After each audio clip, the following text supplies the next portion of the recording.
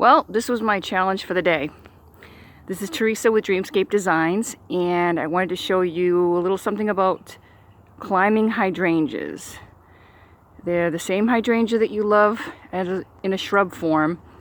However, these climb against different structures, fences, buildings, you name it.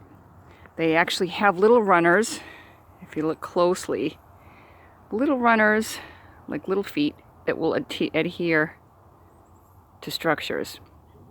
Okay, and what happened here, because of the windstorms that we've had lately, half of it basically detached and was hanging over.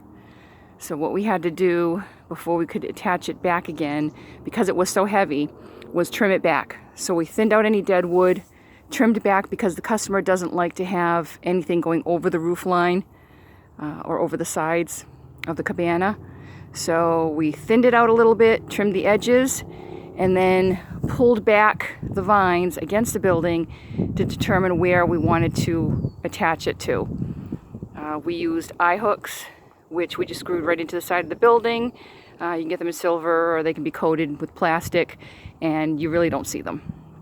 And then we just tied them up with twine, and voila. So by trimming them, they're less heavy and they're more likely to re-adhere. So over time, what will happen is they'll reattach to the structure. Okay, any other questions, you can give me a call.